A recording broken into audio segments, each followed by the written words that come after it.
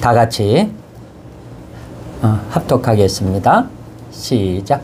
그 땅에 기근이 심하고 그들이 애굽에서 가져온 곡식을 다 먹음에 그 아버지가 그들에게 이르되 다시 가서 우리를 위하여 양식을 조금 사오라.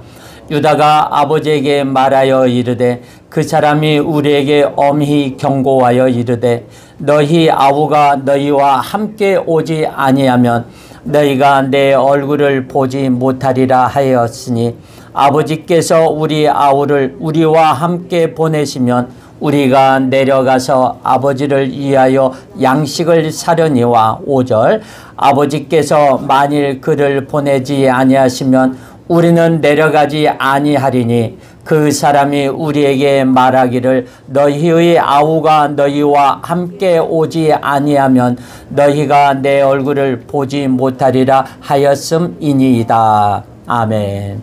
기도하겠습니다. 사랑해 주님 감사합니다. 저희들을 긍휼히 여겨주시고 함께하여 주옵시고 금년에도 주님께서 함께하신 하나님, 여기까지 인도하신 하나님 감사합니다. 다음 주는 성탄주일로 지킵니다. 우리들 모두가 하나 되어 함께하여 주시고 아기 예수의 탄생을 기뻐하며 주님의 놀라운 은혜와 영광이 넘치게 하여 주시옵소서. 오늘도 이곳에 예수의 보혈을 뿌리고 바르고 덮습니다. 예수의 보혈을 뿌리고 바르고 덮고 기도하오니 정결케 하여 주옵시고 사랑하는 우리 성도들 이곳에 성령 하나님께서 천군 천사들을 군대로 파송하셔서 둘러서 진치가시고 보호케 하여 주옵시고 성령의 울타리를 쳐서 이 예배를 방해받지 못하도록 악한 영들을 막아 주시옵소서.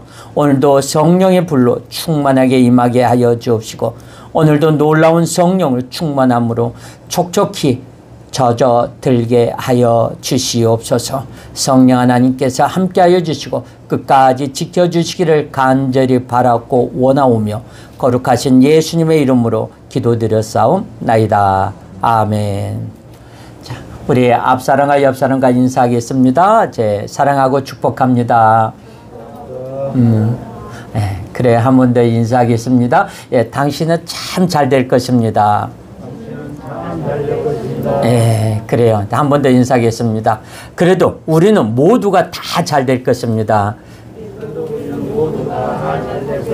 예, 그래요. 그래도는 뭐냐, 모두가 힘들고 어렵고 코로나19로 인해서 팬데믹 상태로 인해서 남들은 안 된다 해도 그래도 우리는 잘 되고 항상 메리 크리스마스 하시고 새해 복 많이 받는 우리 동방교회 성도들이 되시기를 예수님의 이름으로 축원합니다. 우리는 늘 항상 잘 돼야 돼요. 가는 곳마다 필요한 사람, 조직이나 단체에서 없어서는 안 될 저와 여러분들이 되기를 다시 한번 예수님의 이름으로 축원합니다. 예, 지금 날씨가 굉장히 갑자기 추워지고 어저께 많은 고생들 하셨으리라 믿습니다. 오늘은 무엇이냐? 요셉의 만찬을 준비하다라는 제목을 가지고 은혜를 나누려고 합니다. 우리 지난주에 이제 요셉의 총리가 돼서 그 형들이 기근이 심해서 곡식을 사러 왔죠. 곡식을 사러 왔는데 곡식을 사러 와서 이렇게 보니까 사실 요셉이 형들이 올 거다, 가족이 올 거다 하고 그 마음을 갖고 있었어요. 왜냐하면은 그 중동 지방이 전부 다 기근이 오다 보니까 7년 풍년이고 7년 이제 흉년 기간에 들어가면서 2년째가 되다 보니까 거기서 이제 곡식이 있던 곡식들이 다 떨어지고 있으니까 이 애굽에는 곡식이 많다, 이제 거기 가면 많이 살 수 있다 하고 그런 소문이 났을 거란 말이에요. 그러니까 형들이 올 거다 하고 이제나 저제나 올까 하고선 기다리고 있었어요. 그래서 이제 오는 자마다 애굽 사람들 같은 동족들이 물건을 사러 오면은 이제 거기에 있는 이제 하급 관리들이 알아서 하고 나라에서 오게 되면 뭐 상단들이 올 거 아니에요. 지금으로 말하자면 회사 대그룹 때 와가지고 오면은 우리에게 곡식을 파시오 막 하면 그런 사람들은 누가 상대를 하느냐? 이제 요셉이 상대를 하는 거예요. 그러면서 요셉을 상대를 하고 있는데 그런 사람들 줄을 쫙 서서 기다리고 있는 거예요. 보니까 이렇게 보니까 갑자기 어디서 많이 봤어요. 많이 보니까 누가 형들이 온 거예요. 형들이 물건을 사러 오니까 와서 딱 보니까 얼마나 기분이 좋고 얼마나 들떴는지 몰라요. 거진 몇 년간에 그 17살에 헤어져가지고 30살에 넘어가지고 33살 정도 돼가지고 만나니까 얼마나 기분이 좋아요. 이 형들이 나를 팔아버리고 나를 저기 해가지고 이렇게 보니까 형들이 나를 팔아가지고 내가 총리가 돼가지고 있는데 이 형들은 요셉이 총리가 됐는지도 몰라봐요. 그러면서 이제 요셉이 이야기합니다. 너희들은 간첩이구나. 아닙니다. 우리는 무슨 간첩입니까? 아니다. 너희들은 내가 보니까 간첩이다. 이제 그러니까 아닙니다. 저는 간첩이 아닙니다. 그래서 그러면서 이제 우리는 간첩이 아니라는 이야기를 누가 시키지도 않았는데 가족사 이야기를 쫙 해요. 그러니까 쫙 하니까 그래? 그러면 니네들이 가족이 아니라는 것을 증명해봐라. 그러면 너희들이 형제를 있는데 그 형제를 데리고 와라. 데리고 와서 너희들이 가가지고 너희들이 10명이 왔으니까 9명은 남고 가서 한 명이 가서 너희들이 가족을 데리고 너희 형제를 데리고 오면 내가 너희들이 간첩이 아니란 거, 정탐꾼이 아니란 거 내가 믿어주겠다. 그런 거예요. 그러니까 여기서 난리가 난 거죠. 그랬더니 나중에 이제 막 형들이 하는 행동을 보고 자기에게 팔았던 그 감정, 형제들끼리 우애하는 사랑이 넘치는 그 감정이 있나 없나를 한번 테스트하기 위해서 다시 와서 이야기를 합니다. 그래, 그러면 너희들은 그러면 한 명만 남고 9명이 갔다 와라. 가지고 곡식을 해가지고 가서 보냅니다. 거기서 곡식에 이제 한 명만 낳고 갔다 와서 보니까 뭐가 있느냐. 그 자루마다 돈이 들어있는 거예요.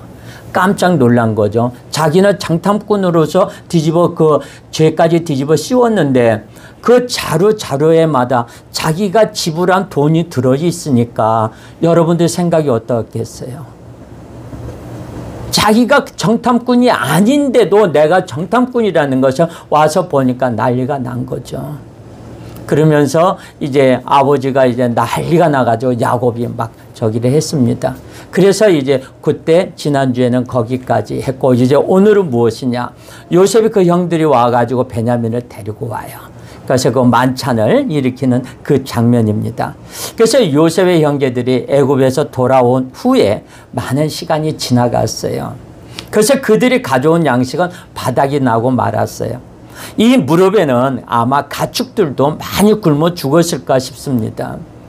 이 야곱은 자기가 많은 재산을 가지고 있다 보니까 그렇게 재산이 충나는 모습은 가난한 집보다도 아마 눈에 더 띄었을 거예요.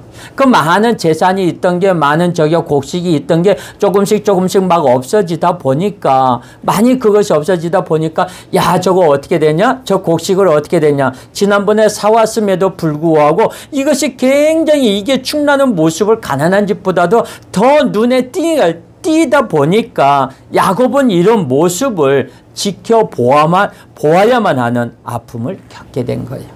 그래서 야곱의 아들들은 양식이 떨어졌기 때문에 다시 애굽으로 가서 양식을 구해 와야 한다는 것을 너무나 잘 알고 있었어요. 그런데 이들은 감히 애굽에 가야 한다는 말을 꺼내지도 못했어요. 왜 꺼내지도 못했느냐? 자, 1절과 2절 한번 볼까요? 다 같이 시작. 그 땅에 기근이 심하고 그들이 애굽에서 가져온 곡식을 다 먹음에 그 아버지가 그들에게 이르되 다시 가서 우리를 위하여 양식을 조금 사오라 그랬어요. 이 먼저 말을 꺼낸 사람은 누가 먼저 말을 꺼냈어요? 야곱이 꺼냈어요. 왜냐하면 양식이 떨어져서 가야 되는데 아들들은 참 말을 못하고 있는 거예요. 왜? 아버지는 안 된다. 내가 아들을 하나 잃었는데 또 베냐민까지 시므온까지 아들 셋을 또 잃어야 되느냐. 안 된다. 그건 말도 안 된다. 차라리 나를 죽여라. 막 그런 식으로 자녀들에게 나왔을 거예요. 그래서 이제 아들들은 아버지가 그렇게 대성통곡하고 막 대노하니까 어떻게 하지도 못하고 서로도 눈치만 보고 있는 거예요. 곡식은 계속 식구들이 많다 보니까 막 먹어대니까 계속 없어지고 있는 거죠. 한계가 있잖아요. 곡식은 사온 것에 대해서. 우리가 옛날에 보면 저희 어머니가 하는 말이 있어요. 야, 어떻게 쌀떡 떨어지는 거, 쌀떡에 쌀 떨어지는 거하고 연탄 떨어진 거 눈에 확 띄냐? 그렇게 줄어들 수가 없대요. 그런 이야기들을 많이 하셨어요. 저희 자랄 때. 지금이 이렇게 가을철이다 보면은 그때 당시에 뭐냐면은 아마 우리 이제 세대는 좀 알 거예요. 근데 그 지금 세대는 잘 모를 거예요. 김장 보너스라는 게 있었잖아요. 그죠? 김장 보너스라는 게 있어가지고 그 봉투에다가 이제 집에선 가정에선 기다리고 있어요. 김장 보너스를. 그 김장 보너스 하면 김장하고 동절기 이제 준비를 하는데 그 좀 이제 그 아버님이 계속 그 봉투를 봉투채 통째로 갖다 주면 누가 뭐라 그러나 그게 항상 김장 보너스는 어머니 품에 들어올 때도 항상 반 이상이 줄어들어 있더라고요. 그런 저기가 있습니다. 아마 여기서도 그런 상황이 되지 않았는가 싶어요. 왜냐하면 곡식을 지난번에 사왔는데도 불구하고 곡식이 떨어지는 게 막 눈에 확확 띄는 거예요. 그러니까 이 아들들도 보니까 야, 가야 되는데 그냥 갈 수는 없잖아요. 왜? 베냐민을 데리고 가지 못하면은 자기는 간첩으로 몰려가지고 거기에서 죽게 되어 있어요. 거기에 누구까지? 시몬까지 죽게 되는 거예요. 그러니까 잘못하면 감옥에서 평생 동안 갇혀 있을 죄인이 돼버리니까 가지도 못하고 아버지한테 말도 못하고 그저 바라만 보고 있죠. 눈치만 보고 있죠. 그런데 아버지가 이야기를 하는 거예요. 가서 양식을 조금 사오라.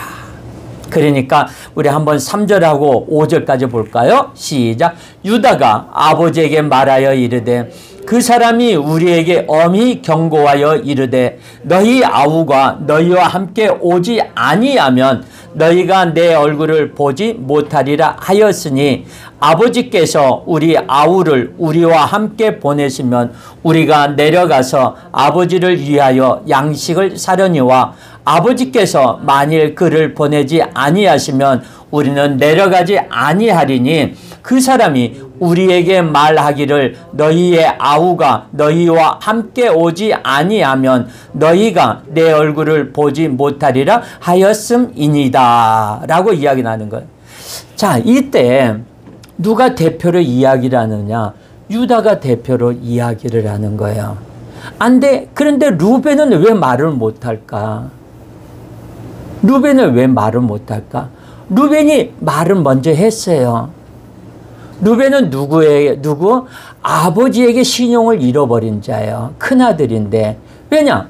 아버지가 큰아들을 볼 때마다 마음이 아픈 거예요. 왜? 자기의 후처를 아들이 범해버렸거든요. 그러니까 어머니예요. 쉽게 말하자면. 그 계모를 범해버린 거, 아들이.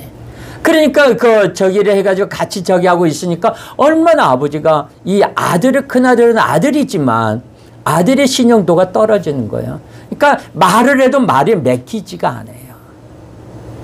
말을 해도. 그러니까 누가 이야기를 하느냐? 유다가 이야기를 하는 거예요. 유다가 대신, 형은 없으니까 유다가 셋째인데 유다가 이렇게 이야기를 하는 거예요. 유다의 형제들을 대표해서 베냐민을 데려가지 못하면 그 사람이 자기들을 죽일 것이라고 계속 반복해서 말을 합니다. 그렇기 때문에 베냐민을 보내주어야만이 애굽에 가서 곡식을 사올 수 있다고 이야기를 해요.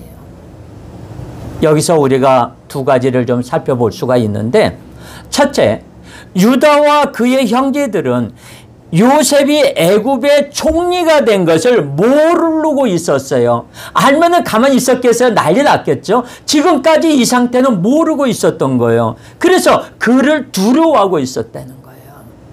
왜냐하면 겁을 먹잖아요. 그 사람은 누구예요? 그 나라의 두 번째 서열이에요. 왕 다음에 높은 사람이에요. 왕 다음에 두 번째로 높은 사람인데 어떻게 그 사람이 너희는 간첩이고 너희는 정탐꾼이니까 동생을 데리고 오면 너희들이 정탐꾼이 아니라는 것을 내가 믿어주겠다고 하니까 이 사람들은 답답한 거예요. 왜? 시몬을 살려야 될 거 아니에요. 동생이 포로로 가가지고 거기에 대신 잡혀 있는데 그 사람은 동생을 살려야 될 거 아니에요. 그런데 그것을 모르고 있으니까 굉장히 두려웠던 거예요. 그래서 그들은 완전히 기가 꺾여서 두려움에 사로잡혀 있었어요. 이것은 마치 세상의 재력과 힘의 기가 눌려 있는 크리스찬들의 모습과 흡사해 보입니다. 그래서 우리 중 많은 이들은 세상으로만 나가면 소심하게 기가 죽을 때가 상당히 많아요. 그래서 우리가 하나님의 위대한 능력을 가진 사람임에도 불구하고 세상을 눌려서 사는 모습입니다. 우리가 이런 모습을 보면요, 참 마음이 아파요. 무당들이요, 이렇게 보면은 기독교인들이 그렇게 많이 온대요. 하나님 믿는 사람들이 점치러 온대요. 근데 무당들이 가장 무서워하고 두려워하는 이 존재가 누구냐? 예수 그리스도 하나님이에요. 이 무당들이 가장 두려워하고 무서워하는데 어쩌다가 꿈에라도 예수가 한번 나타나고 하면요, 그날에 난리 난대요. 이 무당들이 살려달라고 그러는데도 그렇게 우리가 그 무당들이 두려워하고 그 귀신들이 두려워하고 무서워하는 하나님을 내가 섬기고 있는데 진짜 나는 몰라요. 내가 위대한 하나님을 모시고 있고 나와 같이 생활하고 있다는 것을 내가 몰라. 내가 못 느끼는 거야. 그러다 보니까 세상 밖에 나가서 이제 기죽을 수밖에 없는 거예요. 내가 나가서 하는 거예요.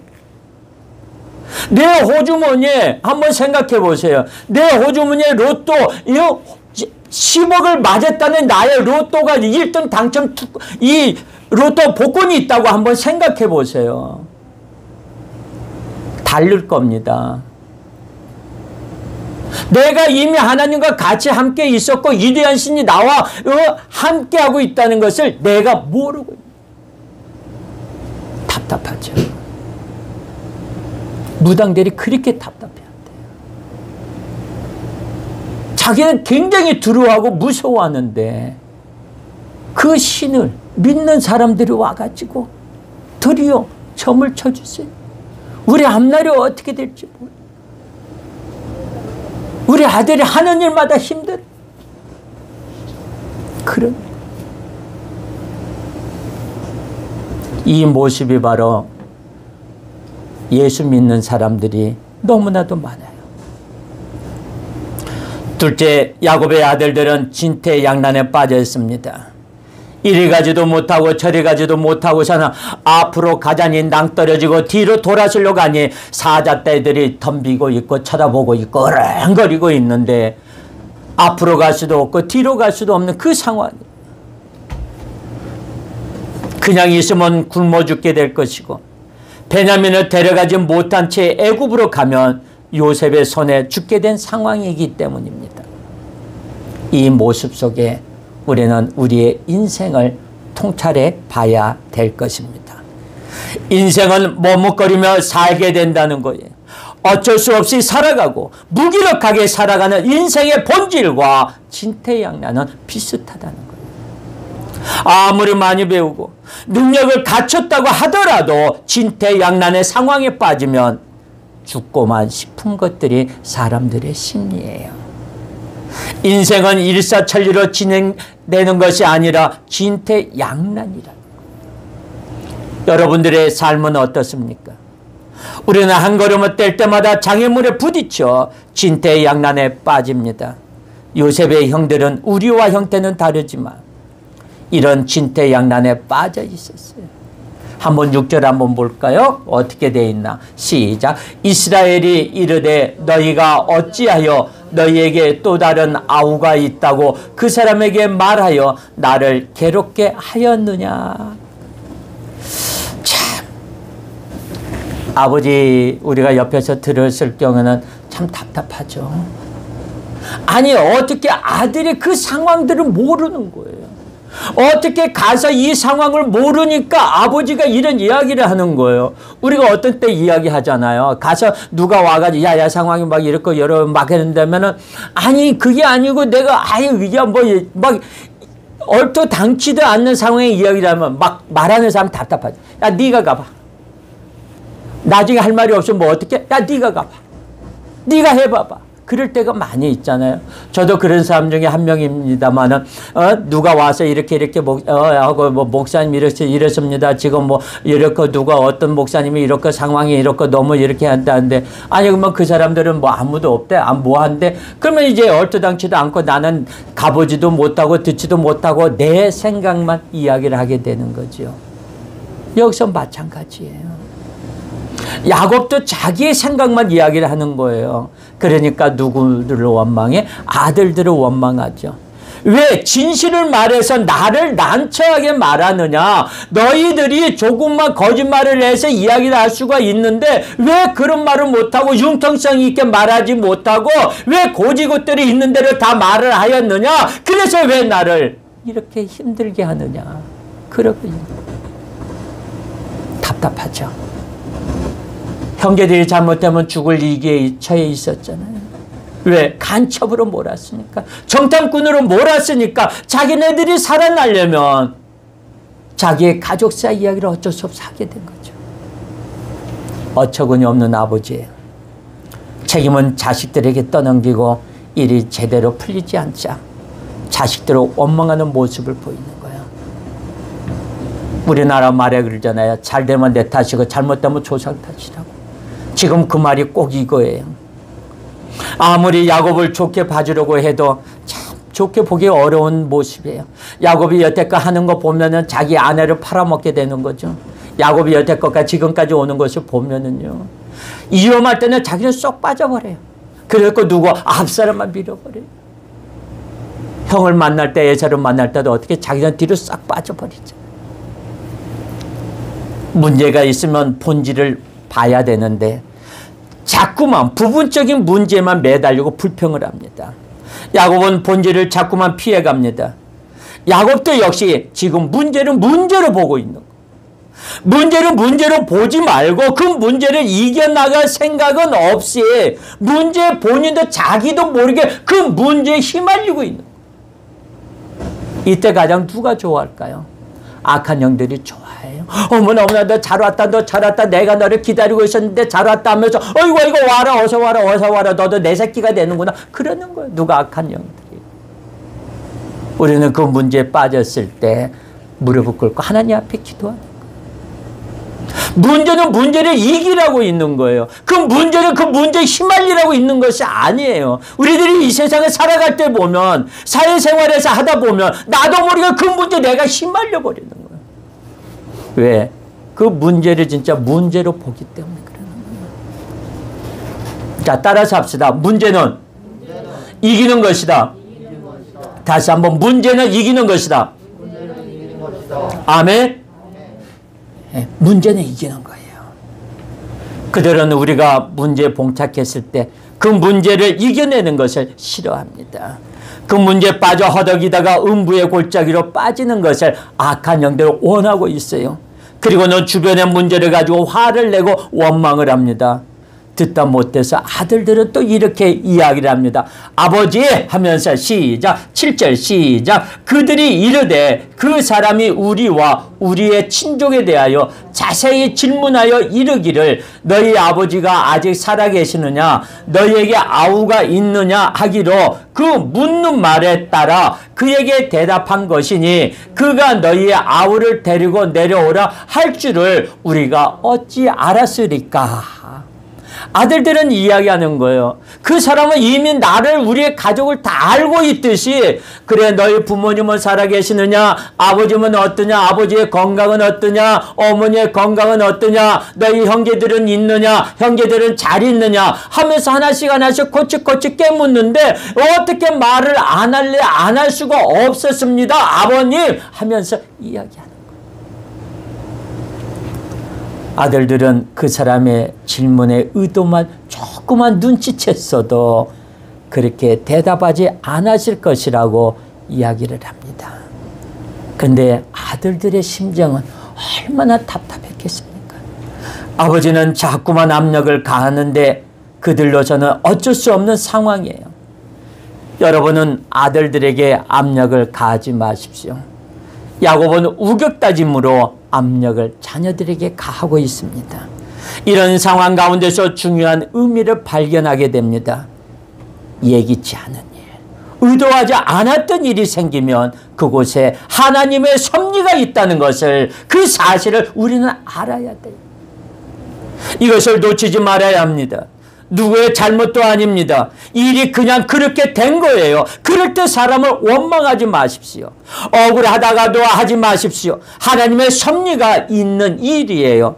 의도하지 않는 일이 생길 때 하나님의 비밀이 있습니다. 야곱은 자꾸만 꼬여가는 그 상황 가운데서 하나님의 섭리를 보지 못하고 아들들만 원망하고 있는 거예요.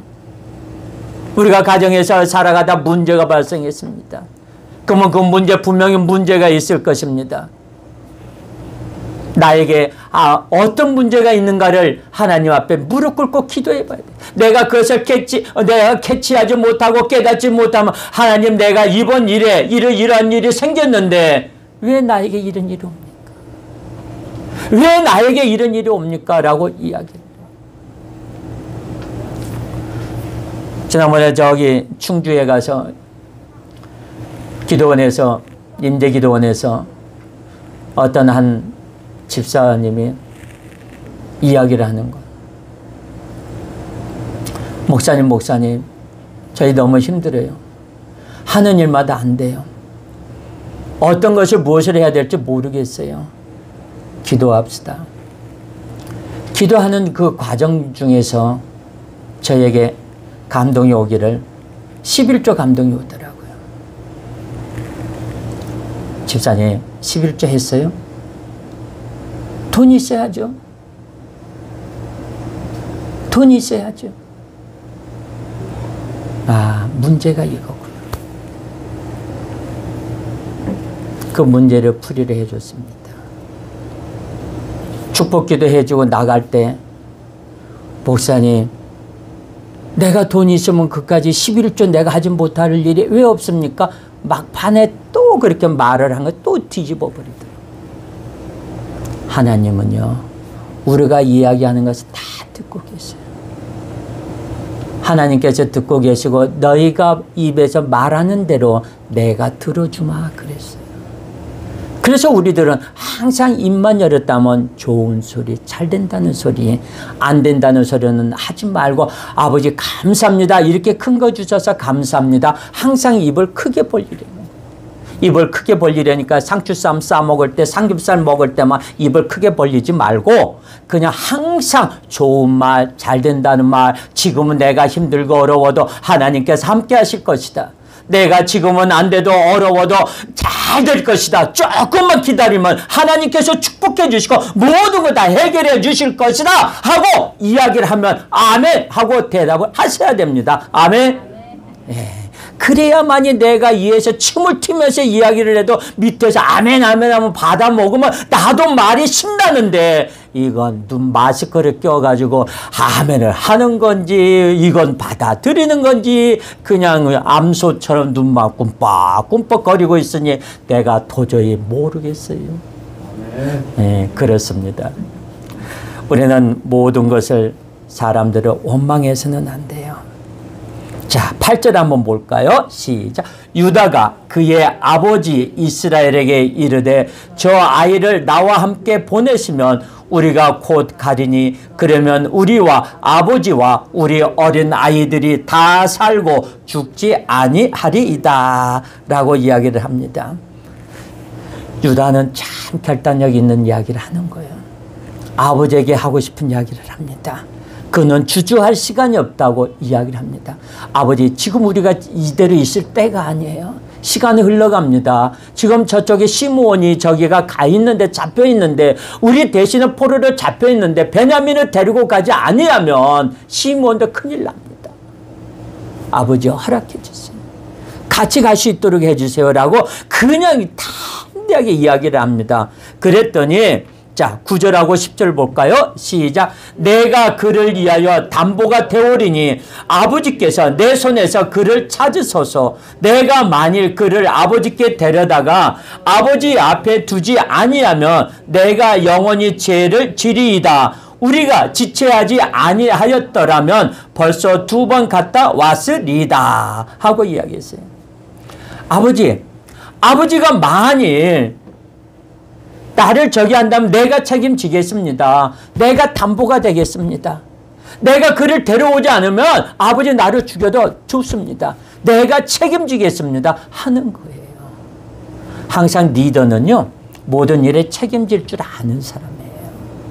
리더는 모든 것에 그래 내가 책임질게. 내가 이렇게 할게. 내가 내 말 믿고 해.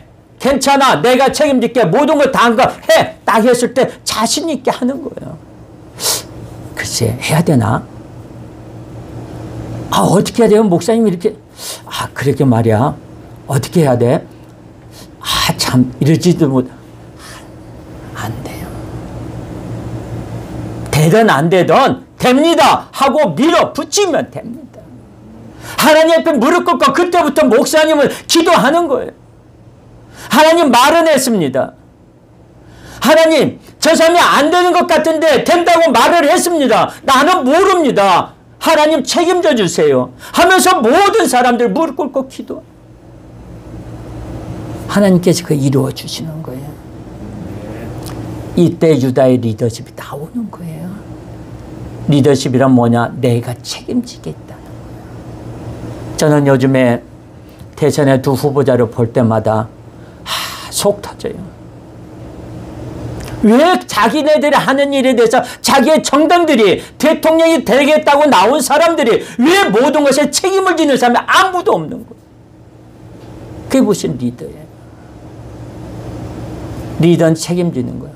나를 믿고 따라와라. 나와 함께 하자 하는 게 바로 리더예요. 자신의 모든 것을 바치겠다는 사람이 리더입니다. 자기가 하고 싶은 것은 다 하면서도 책임은 지지 않겠다는 사람은 참다운 리더가 아니에요. 우리는 유다에게서 올바른 리더십의 모범을 배우게 됩니다. 그는 자신이 모든 것을 책임지겠다며 아버지를 설득해요. 여기서 우리는 유다의 변신을 봅니다. 왜? 유다는 어떤 사람이었느냐? 사실 그는 요셉을 애굽의 반자예요.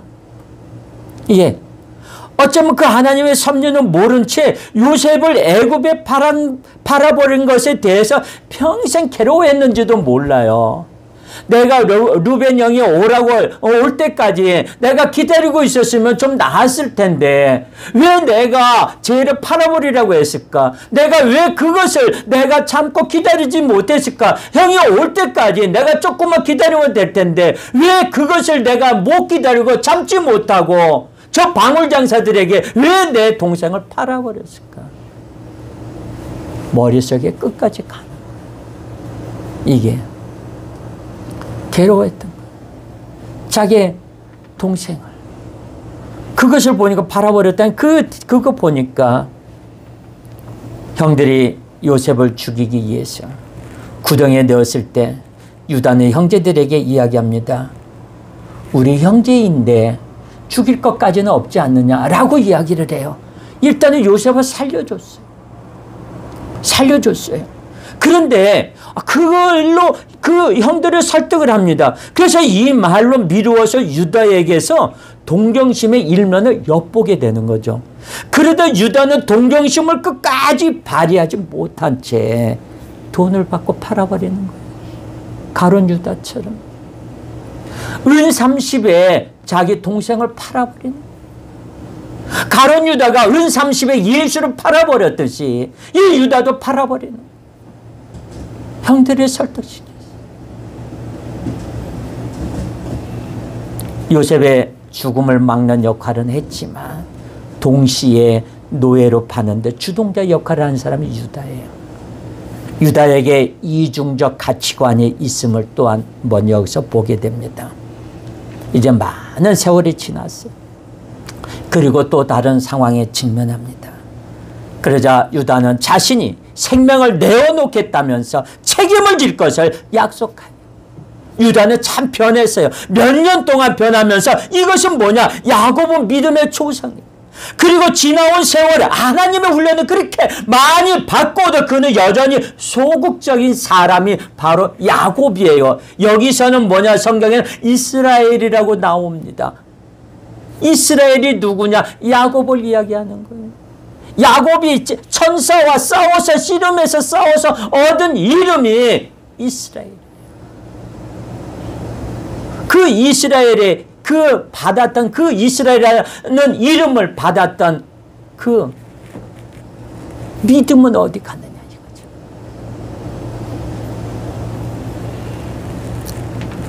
그리고 지나온 세월 동안 하나님의 훈련을 그렇게 많이 받고도 여전히 그는 소극적인 사람이었어요. 늘 상황에 끌려다녀요. 상황을 내가 이끌어가야 되는데 그 상황에 내가 계속 끌려가는 거예요. 그 상황을 내가 주도자가 돼가지고 내가 주도권을 내가 잡고 내가 마음대로 내가 하고 싶은 대로 내 주님의 마음대로 해야 되는데 그걸 못해. 내가 질질 끌려. 여기서 배우는 것은 하나님의 사람은 어떤 사람인가 하는 점입니다. 우리가 인생의 많은 문제를 겪으며 진퇴양난의 상황 속에서 요령으로 살아가는 사람들을 참 많이 만나게 돼요. 자, 11절 한번 볼까요? 시작. 그들의 아버지 이스라엘이 그들에게 이르되 그러할진대 이렇게 하라. 너희는 이 땅에 아름다운 소산을 그릇에 담아가지고 내려가서 그 사람에게 예물로 드릴지니 곧 유향 조금과 꿀 조금과 향품과 몰약과 유향나무 열매와 감복숭아이니라 라고 합니다. 여기서 야곱이 허락을 합니다. 허락을 하면서 야곱이 살아가는 방법은 뭐냐? 뇌물을 쓰는 거예요. 그런 상황에 몰려서 어쩔 수 없이 누군가에게 가야 한다면 꼭 뇌물을 가지고 갑니다. 또 형 에서를 만나러 갈 때도 그랬어요. 그 형 에서를 만나러 갈 때 얼마나 많은 물량을 뇌물을 형한테 준 줄 아세요? 그때는 뭐냐? 암염소 200마리. 지금 염소 200마리 갖고 있으면 어때요? 감각이 없죠? 내가 염소가 어떤 건지. 그럴 거예요. 상상을 해보세요. 들판에 내게 염소 200마리가 있다. 그리고 거기에 수리염소, 암염소 200마리, 수리염소 20마리, 그리고 암양 200마리, 수리양 20마리. 자, 쉽게 말해서 양이 몇 마리냐? 언뜻 봐도 450마리, 440마리가 양이 있는 거예요. 암양과 수량과 염소가 할 것 없이. 그리고 거기에 뭐냐면 낙타, 약대가 30마리, 그리고 새끼 암소가 40마리, 황소가 10마리, 암나귀가 20마리, 새끼 나귀가 10마리로 형의 마음을 달래보려고 했어요. 제가 아프리카에 가가지고 양떼를 몰고 가는 목동을 봤거든요. 차 타고 가면서 무지하게 많더라고요. 그 양떼는, 그 목자는 학생이었는가 봐. 뭐 했더니 짝대기 하나 들고 책 보면서 가니까 참 그거 신기하대요. 염소들이 그 목자만 뒤에 졸졸졸졸 따라가요. 목자만. 서서 이렇게 하니까 그 주위에서 풀을 뜯어먹고 있더라고요. 근데 거기서 봤을 때 그 양이 한 100마리, 한 150마리 정도 되겠다. 그렇게 씌워보지는 않았지만 지나가다 보니까 그 정도 되겠더라고요. 그런데 여기에 뭐 새끼, 저기 새끼 나귀, 암나귀 어마어마한 거예요. 보니까. 웬만한 땅 하나 가지고 이걸 키우지를 못해요. 이게 보면은. 이런 식으로 하는 것이 뭐냐? 야곱의 처세술이에요. 그리고 이것이 다시 또 발휘되는 거예요. 야곱은 세상적인 방법에 익숙합니다. 자, 12절 볼까요? 시작. 너희 손에 갑절의 돈을 가지고 너희 자루 아기의 도로 넣어져 있던 그 돈을 다시 가지고 가라. 혹 잘못이 있었을까 두렵도다. 그랬어요. 자, 이런 식의 야곱이 꼭 나쁘다는 것만은 아니에요. 이것은 야곱의 방법론이에요. 야곱의 사고방식입니다. 그는 돌아온 돈을 가지고 가져갈 뿐만 아니라 그 2배 해당하는 돈을 가지고 가라고 이야기합니다. 자, 보니까 얼마나 여기는 야곱이 집이 부자라는 것을 알 수 있어요. 굉장히 나는 돈이 많이 있으니까 일단 가서 음식을 많이 사갖고 와야 되기 때문에 얼마든지 음식값이 수시로 변하잖아요. 지금의 세계 물건값이 지금 계속 그런데요. 왜 그러냐면 그 배가 지금 떠서 오지를 못하니까 지금 태평양이 지금 물 위에 동동동동 물건이 지금 떠 있는 거예요. 배가 오고 있는 중인데. 와도 미국 같은 데는 캐나다 같은 데는 트럭 운전수가 없어서 그걸 이송하지 못한다는 거예요. 그러니까 자재값이 뭐 안 들어오니까 계속 올라갈 수밖에 없는 거죠. 그래서 지금 뭐 라면값 뭐 이렇게 설탕값 올라가는 게 바로 그런 거래요. 자, 13절 한번 볼까요? 시작. 내 아우도 데리고 떠나 다시 그 사람에게로 가라. 결국은 야곱이 두 손 두 발 다 들고 항복합니다. 그래, 데리고 가라. 물건을 주고 물질을 주고 결국 아들까지 내놓게 됩니다. 내놓게 될 때 야곱은 뭐냐? 이 구원론적인 관점에서 보게 되면 포기는 구원을 가져온다는 것을 알게 돼요. 여러분 가운데서도 아직 구원의 확신이 없고 그래서 간신히 예수를 믿는 분들, 희미하게 예수를 믿는 사람들이 있습니다. 왜 그런 줄 아십니까? 이유는 매우 분명합니다. 포기가 불확실하고 희미했기 때문이에요.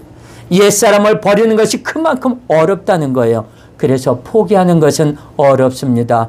결국은 이리 맞고 저리 맞고 이곳에 가서 부딪히고 저곳에 가서 부딪히고 온갖 상황을 다 겪어서 결국 하는 수 없이 모든 것을 주님 앞에 내려놓고 대놓는 것을 볼 수가 있습니다. 자, 우리 한번 14절 한번 볼까요? 자, 시작. 전능하신 하나님께서 그 사람 앞에서 너희에게 은혜를 베푸사 그 사람으로 너희 다른 형제와 베냐민을 돌려보내게 하시기를 원하노라. 내가 자식을 잃게 되면 이르리로다. 그 형제들이 예물을 마련하고 갑절의 돈을 자기들의 손에 가지고 베냐민을 데리고 애굽에 내려가서 요셉 앞에 서니라. 그래. 자, 여기서 세 가지 사건이 일어나죠. 첫째는 뭐냐? 야곱은 드디어 하나님 앞에 기도하기 시작합니다. 그제서야 전능하신 하나님이 내게 은혜 베풀기를 원한다고 말하고 있습니다. 그리고 야곱은 베냐민을 포기하고 나서야 기도를 배우게 되죠. 그래서 둘째는 뭐냐? 야곱이 말했다고는 상상할 수 없는 말이 그의 입에서 나옵니다. 한번 볼까요? 어떤 이야기가 나왔느냐? 그 형제들이 갑절의 돈 자기 손에 베냐민을 가지고 자 14절에 마지막에 시작. 잃게 되면 이르리로다 그랬어요. 여기서 어떻게 되냐? 내가 자식을 잃게 되면 이르리로다. 어디서 많이 들어본 말 생각 안 나요? 이때 생각나는 단어 없어요? 이게 있죠. 예수대에 죽으면 죽으리라. 내가 죽으면 죽으리라. 주님 앞에 내가 당당히 앞에 나가겠다. 내가 주님 앞에 내 아들을 내놓겠다. 내가 내 아들을 잃으면 잃으리로다. 내가 죽으면 죽으리로다. 그 마음을 가지고 나가는 거예요. 모든 걸 다 내려놓는 거예요. 그때 역사는 이루어집니다. 내가 모든 걸 내려놓을 때 그때 역사가 이루어져요. 자, 16절 17절 한번 볼까요? 그래서 셋째 아들들이 드디어 움직입니다. 시작. 16절 시작. 요셉은 베냐민이 그들과 함께 있음을 보고 자기의 청지기에게 이르되 이 사람들을 집으로 인도해 드리고 짐승을 잡고 준비하라. 이 사람들이 정오에 나와 함께 먹을 것이니라. 청지기가 요셉의 명대로 하여 그 사람들을 요셉의 집으로 인도하니 그랬어요. 자, 여기서 뭐냐면 상상하지도 못했던 엄청난 일들이 벌어지기 시작합니다. 여기서 뭐냐면 거기서 이제 이렇게 이제 앉아서 있다 보니까 순서가 돼서 이제 화인이 와가지고 거기는 화인이 와가지고 이야기를 합니다. 총리 대신 각하. 지난번에 왔다간 그 자들이 그 형제들이 왔습니다. 그래 들라 이르라. 그랬더니 딱 들렸는데 제일 먼저 누가 눈에 띄었을까요? 베냐민이 눈에 띄었어요. 자기 막내가. 저는요, 내가 인천 실내체육관에서 그때 이제 우리 중학교 졸업식을 했었어요. 그래서 인천 실내체육관이 굉장히 크거든요. 학생들이 우리가 무지하게 많았어요. 그런데 우리 엄마는요, 그 많은 학생들 중에서 나를 찾아냈대요. 우리 고모랑 와가지고 그 많은 학생, 현준이 저기 있다, 저기 있다, 찾아냈대요. 부모는 찾아냅니다. 남들은 못 찾아요. 부모 형제들은 찾아내요. 어디에 그렇게 수백 명이 많은 수천 명 그 가운데 있어도 내 새끼, 내 아들, 내 형제는 찾아내요. 요셉이 그래. 베냐민이 찾아낸 거예요. 얼마나 기뻤겠어요. 몇십 년 만에 보는 거예요. 그때 집을 떠나올 때 베냐민은 어린아이였어요. 자기하고. 어린아이였는데 베냐민은 자기를 몰라요. 요셉은 자기를 알아요. 얼마나 기뻤겠어요. 우리 어머니가 낳은 친족 중에 둘밖에 없는데 얼마나 기쁘고 얼마나 좋았겠어요. 무척 펄쩍펄쩍 뜁니다. 그래서 만찬을 베풀라고 명령을 합니다.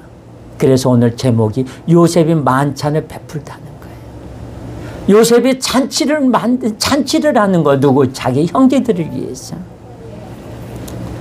그리고 거기에는 하인들에게 이야기를 합니다. 오늘 정오에 저기를 할 테니 식사를 할 테니 짐승들을 잡고 크게 성대하게 음식을 차려라. 그러니 그 밑에 내가 오늘 정오에 오겠다. 이 형제들과 같이 식사를 하겠다 하니까 그 밑에는 그 집안의 하인들은 난리가 났겠죠. 법석을 떨었겠죠. 이리 뜨고 저리 뜨고 짐승을 잡으려니까 오늘도 송아지를 잡으라고 하니까 그 송아지를 잡고서는 소를 잡아가지고서는 그냥 완전히 푸짐하게 잔치를 한다는 거죠. 얼마나 여기서 이야기 얼마나 감사합니까? 요셉은 형들 사이에는 베냐민을 보고 무척이나 기뻐합니다. 그리고 만찬을 베풀라고 이야기해요. 여러분이 포기하기 어렵고 힘들었던 것을 포기하는 순간에 하나님의 얼굴은 기쁨으로 변합니다. 죽을 것만 같았던 헌신, 불가능한 순종, 그것을 보는 순간 요셉은 만찬을 베풀고 그들을 환대하고 축복합니다. 그래서 헌신을 이토록 귀합니다. 포기는 이렇게 멋있는 일입니다. 내가 죽을 듯하게 느끼지만 그 뒤에는 하나님의 얼굴에 활짝 핀 웃음을 느끼게 됩니다. 사랑하는 우리 동방교회 성도 여러분, 오늘 우리가 배우는 것은 무엇입니까? 예수님이 하나님의 뜻에 순종해서 십자가를 지셨기에 하나님은 우리에게 완벽한 구원을 주실 수 있었습니다. 여러분도 포기하십시오. 여러분도 내려놓으십시오. 그렇게 하지 않으면 하나님이 여러분에게 강제로 그렇게 하게 하십니다. 그러니 기쁘게 포기하시고 기쁘게 내려놓으십시오. 그리고 하나님 앞에 기쁜 마음으로 나아가십시오. 이런 말을 하면 아멘 소리가 크게 나올 텐데 아멘. 네. 그래서 하나님은 여러분을 위해서 저와 여러분을 위해서 지금도 오늘도 만찬을 준비하고 계십니다. 하나님께서는 지금도 그 만찬을 준비하고 기다리시는데 그 만찬을 받아먹는 우리 동방교회 성도들이 되시기를 예수님의 이름으로 축원합니다.